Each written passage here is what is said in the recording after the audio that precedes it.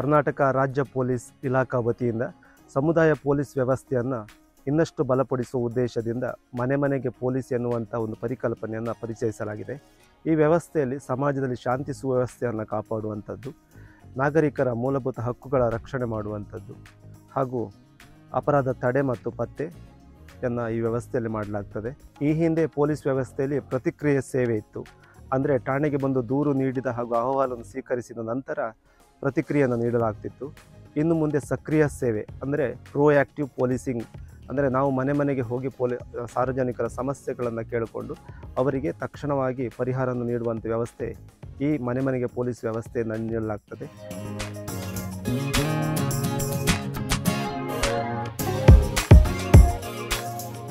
ಮನೆ ಮನೆ ಪೊಲೀಸ್ ಅಂದರೆ ಈಗ ಸರ್ಕಾರದ ಒಂದು ಆದೇಶವಾಗಿದೆ.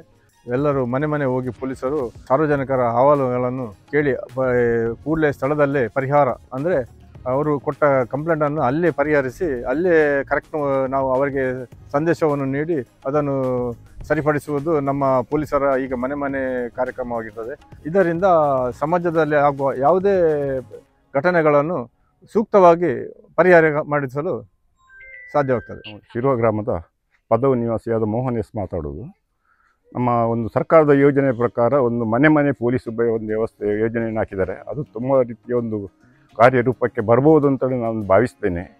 ಮನೆ ಮನೆ ಪೊಲೀಸ್ ಅಂದರೆ ನಮ್ಮ ಒಂದು ಕಷ್ಟ ಸುಖಕ್ಕೆ ಈಗ ನಾವು ಹತ್ತಿರದ್ದು ಏನಾದ್ರು ಒಂದು ಇನ್ಸಿಡೆಂಟ್ ಆದರೆ ಇಮಿಡಿಯೇಟ್ ನಾವೊಂದು 112ಗೆ ಫೋನ್ ಮಾಡಿದರೆ ಇಮಿಡಿಯೇಟ್ಲಿ ಅಲ್ಲಿ ಪೊಲೀಸ್ ಸ್ಟೇಷನ್ನವರು ಹತ್ತಿರ ಪೊಲೀಸ್ ಸ್ಟೇಷನ್ ಸ್ಪಂದಿಸ್ತಾರೆ. ಇದರಲ್ಲಿ ನಾವು ಒಂದು ಪೊಲೀಸಿಗೆ ಮತ್ತು ನಾವೊಂದು ಸಾರ್ವಜನಿಕರಿಗೆ ಒಳ್ಳೆಯ ರೀತಿಯ ಬಾಂಧವ್ಯ ನಮಗೆ ಒಂದು ಅದರಲ್ಲಿ ಉಂಟಾಗ್ತದೆ. ಮತ್ತು ಯಾವ ರೀತಿಯ ಒಂದು ಹೆದರಿಕೆ ಅದು ಇದರ ಬಗ್ಗೆ ಅದು ಫುಲ್ ನಾವೊಂದು ಕುಟುಂಬದವರೇ ಆಗಿ ನಾವೊಂದು ಕೆಲಸ ಮಾಡ್ಬೋದು ಅಂತ ನನ್ನೊಂದು ಅಭಿಪ್ರಾಯ. ಇದೊಂದು ಸರ್ಕಾರದ ತುಂಬ ರೀತಿಯ ಒಂದು ಯೋಜನೆ ತುಂಬ ರೀತಿಯ ಒಂದು ಒಳ್ಳೆಯ ರೀತಿಯ ಕಾಣ್ತದೆ ನಮಗೆ. ಈ ಯೋಜನೆಯು ಸರ್ಕಾರಕ್ಕೆ ಹಾಗೂ ಇಲಾಖೆಗೆ ನಮ್ಮ ಈಗ ಗ್ರಾಮಸ್ಥರ ಪರವಾಗಿ ಧನ್ಯವಾದವನ್ನು ಅರ್ಪಿಸ್ತೇನೆ. ನನ್ನ ಹೆಸರು ನವೀನ್ ಅಂತ. ನಾನು ಶಿರುವ ಗ್ರಾಮ ಪಂಚಾಯತ್ ಮೆಂಬರ್ ಇಲ್ಲಿ. ಈಗ ಕರ್ನಾಟಕ ರಾಜ್ಯ ಸರ್ಕಾರದ ಮನೆ ಮನೆಗೆ ಪೊಲೀಸ್ ಭೇಟಿ ಎಂಬುದೊಂದು ಕಾರ್ಯಕ್ರಮದ ಭಾಳ ಒಂದು ಅತ್ಯುತ್ತಮವಾದ ಕಾರ್ಯಕ್ರಮ. ಯಾಕಂದರೆ ಜನರಿಗೊಂದು ಭಯವಿರ್ತದೆ ಪೊಲೀಸರು ಇದರದ್ದು ಸ್ವಲ್ಪ ಹೆದರಿಕೆ.